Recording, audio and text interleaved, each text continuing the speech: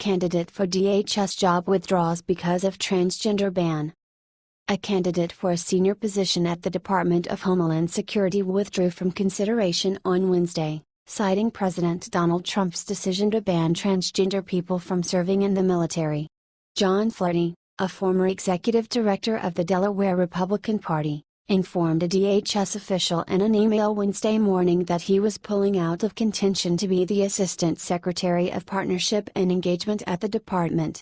"As I mentioned in our conversation, I am a strong advocate for diversity, both in the Republican Party and in government," Flaherty wrote in an email obtained by Politico. The president's announcement this morning, that he will ban all of those who identify as transgender from military service, runs counter to my deeply held beliefs, and it would be impossible for me to commit to serving the administration knowing that I would be working against those values. Flaherty, who is openly gay, said he interviewed for the job on Tuesday, one day before Trump's surprise tweet that the government will not accept or allow transgender individuals to serve in any capacity in the U.S. military. The decision blindsided much of the federal government, including many at the Defense Department and in the White House. It has led to widespread confusion about what will happen to openly transgender members of the military, and the White House has not yet provided clarity on the issue. Department officials confirmed Flaherty was under consideration, though it's unclear whether he was in line to get the job at the department. He was one of many candidates being considered and he withdrew from consideration, DHS spokesman David Lepine wrote in an email. "We're not aware of anyone else who withdrew for that reason." DHS has had trouble filling the Assistant Secretary of Partnership and Engagement position. David Clark, the sheriff of Milwaukee County, Wisconsin, who had come under criticism for a series of deaths at the jails he oversees, was under consideration for the job. But DHS announced in June that he was no longer in contention. The Assistant Secretary, which does not require Senate confirmation, coordinates outreach to state, local and tribal officials and law enforcement. Flaherty said he was contacted about the prospect of applying for the position last week, and agreed to do the interview on Tuesday. Though he was interested in the post, he opted against it after the president's announcement.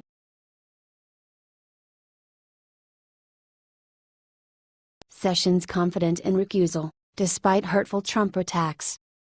Attorney General Jeff Sessions said he stood by his recusal from the federal probe into Russian election meddling and potential ties to the Trump campaign, despite President Donald Trump's repeated public rebukes of the move.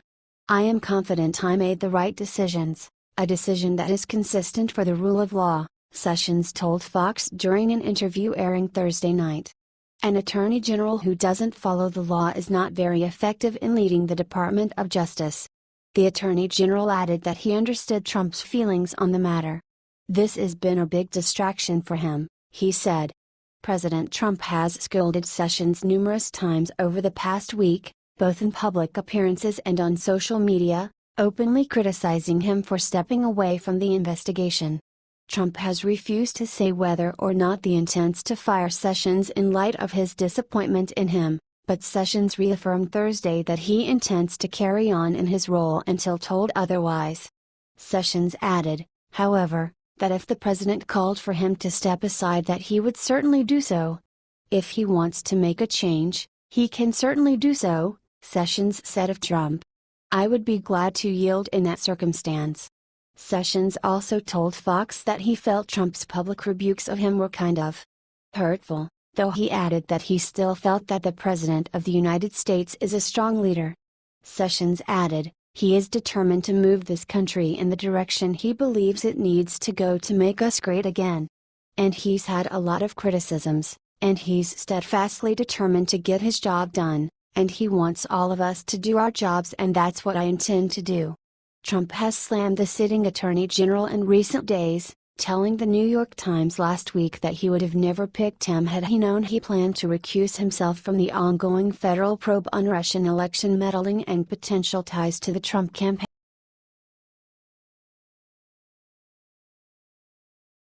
Sanders scare must I let passion get the best of him on Priebus, Bannon remarks.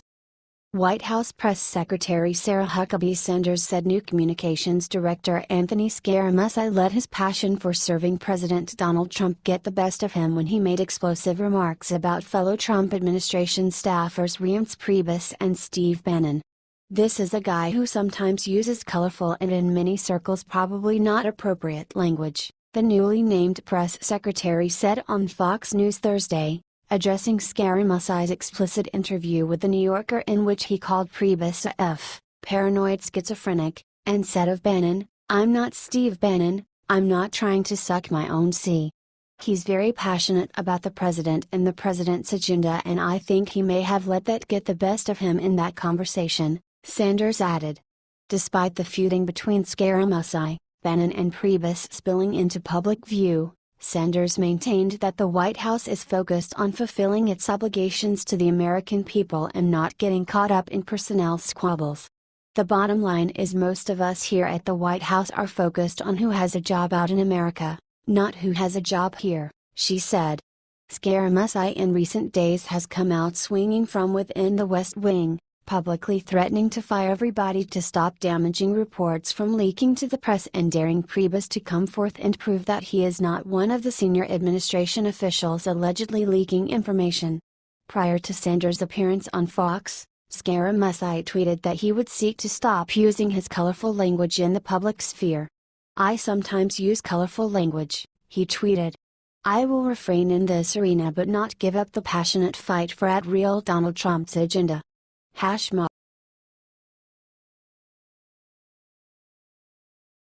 Want to see bipartisanship in Washington fire Mueller? Democrats and Republicans alike are growing increasingly strident with their warnings to the White House that Washington would reach a political breaking point, with no turning back for President Donald Trump, if he tries to fire Special Counsel Robert Mueller. Any effort to go after Mueller could be the beginning of the end of the Trump presidency unless Mueller did something wrong, Senator Lindsey Graham, RS.C., who in the late 1990s served as a House impeachment manager against President Bill Clinton, told reporters on Thursday. "Honestly, it'd be a full-blown constitutional crisis," cautioned Senator Ed Markey, D-Mass. Trump has long complained about the multiple probes into Russian meddling in the 2016 election, which have heightened tensions in Washington and at times distracted the White House from its policy goals. While Trump has not said he plans to fire the special counsel, his top aides have acknowledged the subject has come up.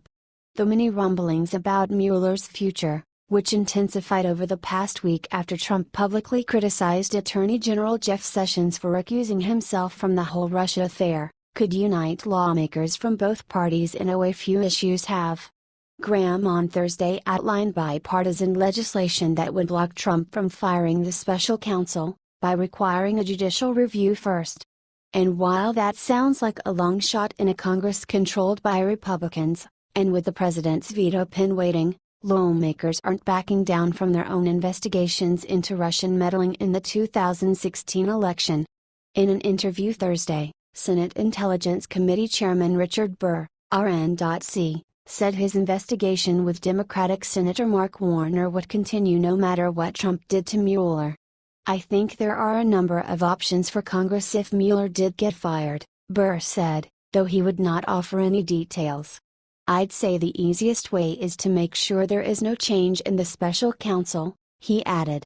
"I'm just hopeful they won't choose that route to go down." Firing Mueller wouldn't end the FBI investigation, either. The agents assigned to the Russia election meddling case would keep plugging away at their leads, law enforcement sources say. Getting rid of Mueller doesn't eliminate the wheels in motion, said Asha Vengappa, an associate dean at Yale Law School and a former special agent in the FBI's counterintelligence division. Trump, his lawyers and his surrogates have for weeks tried to publicly discredit Mueller's effort, in particular several attorneys he's brought onto the task force who have made campaign contributions to Democrats. The Republican president's lawyers has also questioned the scope of the Mueller probe as it reportedly looks into Trump's business dealings dating back well before he ran for the presidency. And by bashing Sessions' decision to recuse himself from the investigation, as well as other moves by Deputy Attorney General Rod Rosenstein, Trump has sent repeated signals he could be laying the groundwork to kill the Mueller probe. To do that, Trump could order his Justice Department leadership to get rid of the special counsel, and then fire and replace them until they follow his instructions, much as President Richard Nixon did in the Saturday Night Massacre. In an interview with the New York Times last week, Trump sidestepped a direct question about whether he would consider firing Mueller. "I can't answer that question because I don't think it's going to happen," he said. But the new White House Communications Director, Anthony Scaramucci, told conservative radio host Hugh Hewitt in a Tuesday morning interview that the subject has come up during his talks with Trump. "I'll be on the record with this. In candid conversations with the president, I've said, why would you fire him?" Scaramucci said. Democrats and even some Republicans aren't buying those assurances. "If I were on White House staff, I'd be concerned about public perception of interrupting that process," said Representative Mike Johnson, a freshman Republican from Louisiana who serves on the House Judiciary Committee. "I just think they need to proceed very carefully." Senator Richard Blumenthal, D. Connecticut, said he's been in talks with Graham and other senators about their legislative effort, which would require the courts to review any White House attempt to fire a special counsel investigating a president. "There are definitely conversations about what can and should be done if Robert Mueller is fired because the president has raised it implicitly in some of his statements," Blumenthal said.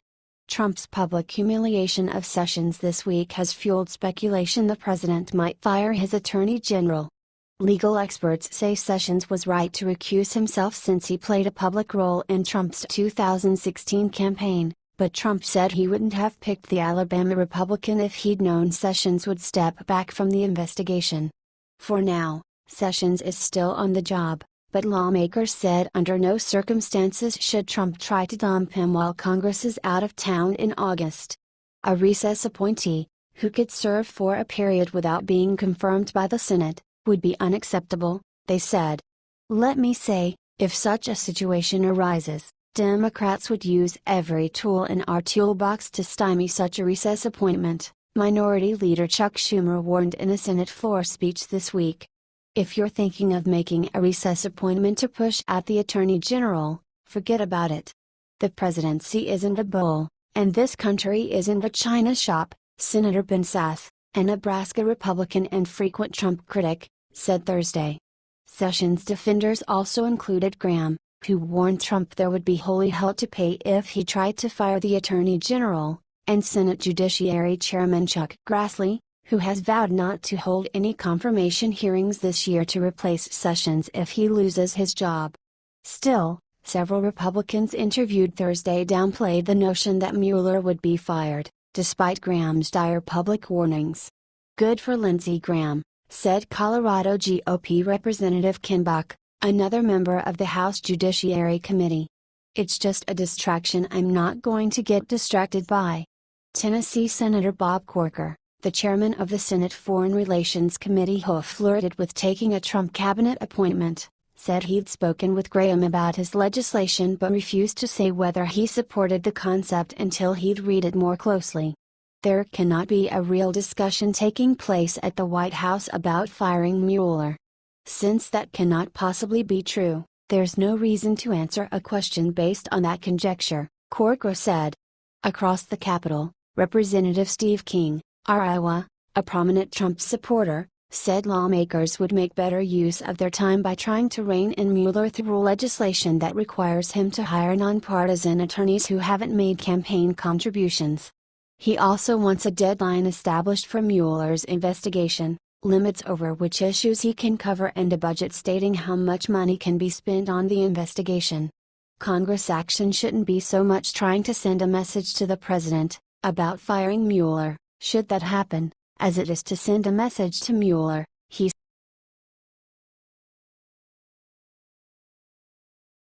House passes spending package with border wall money.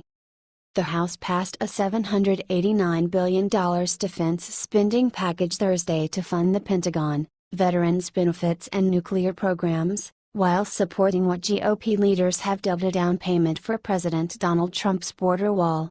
In a 235-192 vote, The chamber wrapped up work on the Make America Secure Appropriations Act, which bundles 4 of the 12 spending bills to fund the government beyond September 30th. 5 Democrats voted for the measure, including 2 from the border state of Arizona. About 80% of the bill's funding goes directly to the Pentagon, a total of more than $658 billion, which greatly exceeds Congress' current spending limits and would require lawmakers to strike a budget deal to achieve that higher allocation. We ask more of our military than ever before, and we need to support them here at home and abroad, House Appropriations Chairman Rodney Frelinghuysen, RN.J., said on the floor. This 4-bill package is carefully crafted to fund our critical military priorities. The rest of the funding would go toward the Departments of Veterans Affairs and Energy, as well as the legislative branch, military construction and water infrastructure. Although the spending package does not include funding for the Department of Homeland Security, the inclusion of money for 70 miles of barriers along the U.S.-Mexico border became one of the bill's most contentious provisions. The measure's passage also caps several weeks of sparring on other contentious items, such as Congress' war authorization power and the military's rules on transgender troops. Before the bill reached the floor, House leaders scrapped language that would sunset the 2001 authorization of military force, instead replacing those provisions with a directive for the Trump administration to submit a report on the OMF. While Democrats were unsuccessful in their attempts to reverse the switch-up, even some GOP appropriators are saying a breakthrough could be possible now that there is a bipartisan bubbling of support for revisiting the 16-year-old war authorization. House leaders approached Representative Tom Cole, Oklahoma, to help advance the watered-down OMF language, a sign, the Appropriations Cardinal says, that sentiment is slowly changing. That's the leadership reaching out and beginning to finally realize, wait a minute, there's something wrong here, when there's this much bipartisan support, Cole said. Still, Democrats hammered their GOP counterparts for ditching the war powers provisions, which had been debated and legitimately approved in committee.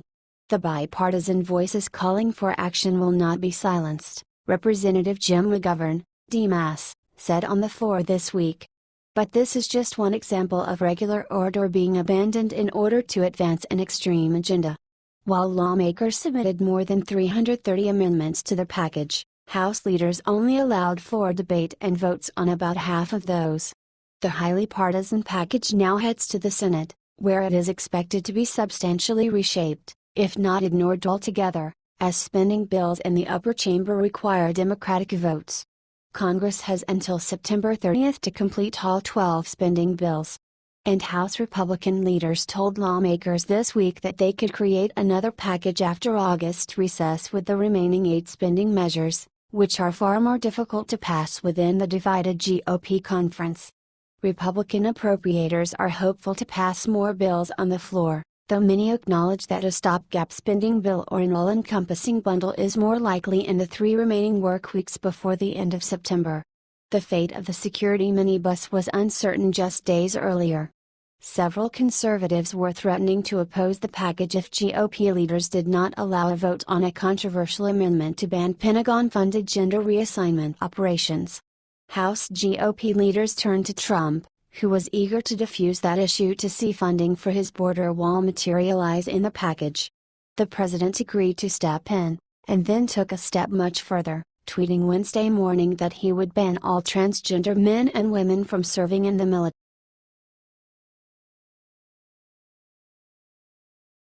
Scaramucci declares war on Priebus, Bannon. Anthony Scaramucci, the flashy and sometimes profane Wall Street financier, was brought on as White House Communications Director last Friday. It's already clear he's a lot more than that. In the span of 6 days, he has launched a brutally edged campaign to identify White House leakers, threatened to fire everybody in the communications shop, and has declared war on Chief of Staff Reince Priebus and Chief Strategist Steve Bannon. Scaramucci, who boasted that he reports directly to President Donald Trump, has described his role as fixing the place, said one person who spoke with him this week. And he's wasting no time. In a vulgar interview with The New Yorker's Ryan Leah on Wednesday night, Scaramucci laced into Priebus for trying to block him from a job in the White House, called him a paranoid schizophrenic, and questioned Bannon's loyalty. "I'm not Steve Bannon, I'm not trying to suck my own sea," he said. One person who talked to Scaramucci said he talks openly about getting rid of Priebus, the former Republican National Committee chairman whose job has appeared to be in jeopardy for months. "He's got to go," this person said, summarizing Scaramucci's comments about Priebus. It's unclear how the New Yorker interview will impact Scaramucci's standing with Trump, but the president has already praised Scaramucci's brawler instincts, including his ability to get a retraction from CNN on an article that linked Scaramucci to the Russia investigations. But his attacks on fellow aides are sure to draw some condemnations and questions about his own future in the West Wing. Scaramucci suggested in a tweet on Thursday evening that he would pull back on the profanities, but he did not apologize. "I sometimes use colorful language. I will refrain in this arena but not give up the passionate fight for real Donald Trump's agenda. #MAGA, he wrote.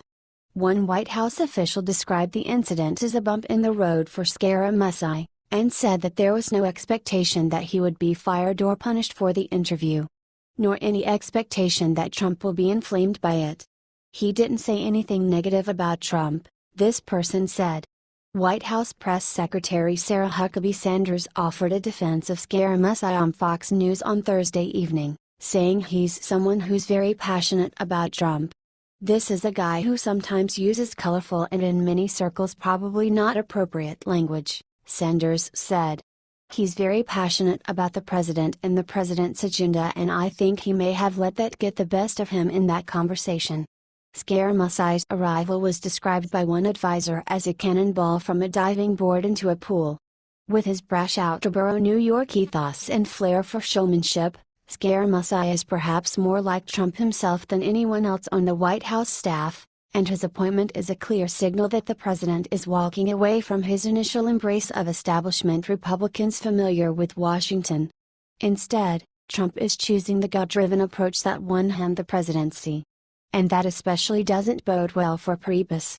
The chief of staff has seen his power base steadily erode, losing first his deputy Katie Walsh, who departed the administration in March and recently returned to the RNC, and then Press Secretary Sean Spicer, who resigned after it was clear that Scaramucci would be above him in the West Wing. Some in the West Wing had thought it would be Priebus who would leave once the news of Scaramucci's hiring broke. In a potentially ominous sign, Priebus' usual defenders in the White House seemed subdued on Thursday, a noticeable shift from earlier in the administration, when public criticism of the chief of staff was met with a rapid response. No one seemed empowered to defend Priebus, unlike in the early days, when 2 paragraphs in a story about him could prompt 6 or more phone calls. One person who spoke to Priebus over the weekend said he'd wanted to make it to a year in the White House, but has settled for staying at least through health care. One reason Priebus and his allies opposed Scaramucci coming on board was they knew he wouldn't just be a comms person going on TV, one West Wing official said. Priebus has begun calling allies and asking for advice on whether he should stay in the job and how he should handle the situation, according to people familiar with the talks.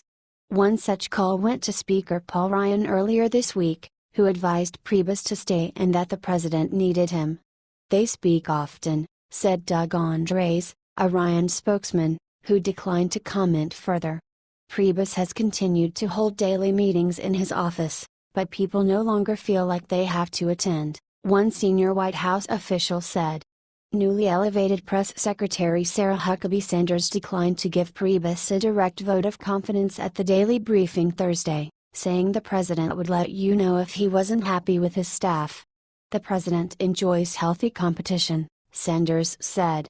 Scaramucci got the president's blessing before going on television and criticizing Priebus on Thursday morning, just before the daily 8 a.m. meeting where Priebus typically tries with little luck to set the agenda for the day. The communications director, who described Priebus last week as a sibling-style rival, responded to a question about his relationship with the chief of staff by mentioning the biblical brothers Cain and Abel. "Cain killed Abel." Scaramucci taunted Priebus over leaks again, hours after posting and then deleting a tweet that seemed to suggest he believed Priebus had been involved in the release of his financial disclosure form, a public document that was released by a federal government agency. If he wants to prove he's not a leaker, let him do it, Scaramucci said on CNN. He said there are only two people who can be trusted in the White House. I can tell you two fish that don't stink, Scaramucci said to CNN. That's me and the president. There are people inside this administration that think it's their job to save America from this president, he added. Priebus told others he did not leak Scaramucci's financial disclosure form and that he doesn't understand why Scaramucci would make such an accusation without facts. He has tried to soldier on in the job, showing up early in the West Wing every morning. Everyone knows he's not in charge, said one senior West Wing official. Whether Scaramucci, who seems to have an innate understanding of Trump, remains his flavor of the month, in the words of one advisor, seems unclear. But friends say Trump is already more comfortable with Scaramucci, who is forceful and smooth on TV, and that he respects Scaramucci for his business acumen. If this is less of a show because Anthony Scaramucci is imposing some discipline and getting things done, that's good for the country. It's good for the country to have a functioning government even if you disagree vehemently, said Stu Lozer, a friend and former press secretary to Michael Bloomberg. Anthony is helping the president and will continue to help the president. Scaramucci doesn't have much government experience, and that could create problems, said Julian Zlizer, a presidential historian at Princeton University, even if Trump loves his machismo and public appearances. The administration is far behind on staffing and has struggled to get its legislative agenda through. It is totally out of control, chaos, Zlizer said. This is unnerving people in Washington and everywhere, where the president's advisors can't get him to do anything and are behaving like this. Trent Lott, a lobbyist and former Senate Majority Leader, said he didn't understand the reasoning behind some of the White House's actions, particularly the president's tweets. They really need to get some positive things to talk about, Lott said. And Newt Gingrich, the former House Speaker who serves as a surrogate for Trump, offered some advice to Priebus, as he copes with being on the ropes. Just do your job. Ignore the noise, assume it's noise, he said in an interview. He's the chief of staff and he's the chief of staff until he is